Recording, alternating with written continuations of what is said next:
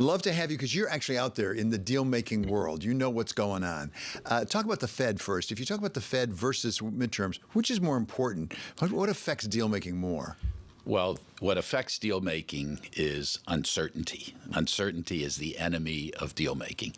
And in terms of the markets and what's causing that uncertainty, clearly the Fed is way ahead of the midterm elections. I think if you look at the effect of midterm elections on the markets, the last 16 midterm elections have been followed by up stock markets 6 months and 12 months.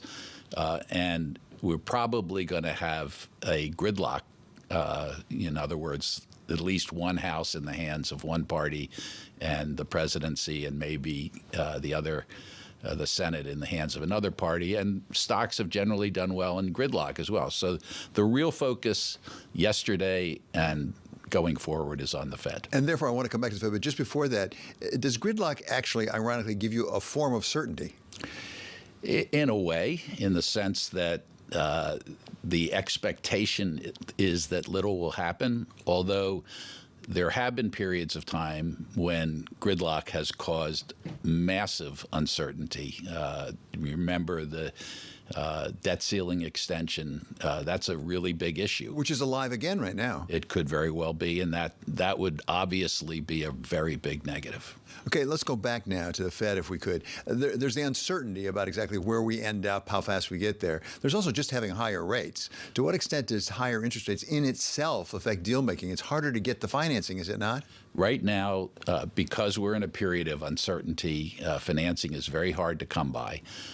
Those periods generally settle out once the uncertainty is resolved. So I don't expect that to be a longer-term phenomena. Financing will be more expensive, but it will be, once again, pretty readily available. Does it put private credit in the driver's seat? I mean, they've made a lot of inroads since 2008, have they not? And does this actually shift it even more that direction? They have. Private credit is really important, but private credit has also pulled back a little bit, not because of the availability of financing or because they're stuck with bad loans like some of the large banks are, but because of the enormous uncertainty as to how high does the Fed go, when do they stop, and does that precipitate a recession?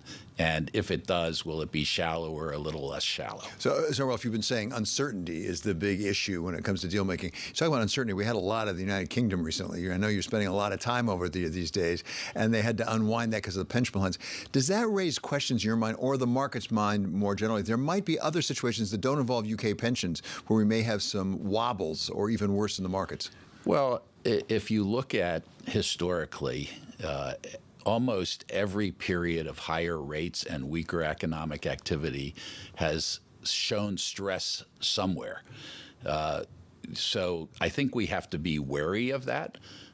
Unfortunately, I don't think anybody has been very good at predicting where that stress will come from. But, I think certainly some of the emerging markets that have dollar-denominated debt, and the dollar has been so strong, this is going to be a challenging period for them. As you suggest, Ralph, it always comes up where you least expect it. I mean, you can go That's to exactly right. long-term capital markets and all kinds of things like that. At the same time, does it almost always come from leverage someplace? Because even in the UK situation, one person described it as, you wouldn't think the pension plans were leveraged, but it turns out they had these derivatives that actually put some turns on it. Yes, leverage is almost always the cause of financial crises because, and by the way, it's not always borrowed money. It's very frequently in the form of derivative transactions, which are in effect off-balance sheet leverage. So finally, come back to the midterms just for a moment. I mean, you've been served in Democratic administrations. You've been identified with Democrats. What about things like antitrust enforcement? Is the threat of antitrust enforcement, which you hear a lot about, not sure how much we see, is that having a chilling effect on deals? I think it's definitely a little higher on the agenda of companies when they're thinking about doing transactions. But I do think you have to also be cognizant of the fact that any material change in antitrust policy really has to come first from law. And I think you've seen that a couple of the actions that have been taken have been looked upon skeptically by the courts. If that happens 2, 3, 4 times, I think in the absence of legislation, antitrust policy really won't change that much. This is taking you beyond deal making and into legislative affairs, but I'm curious specifically about high tech, because there's been a lot of talk up on Capitol Hill, both on the Democrats and the Republicans, about antitrust and high tech, and yet I haven't seen anything done. Is that something there's going to be a lot of talk about, but probably not much action? I'm not smart enough to know the answer to that.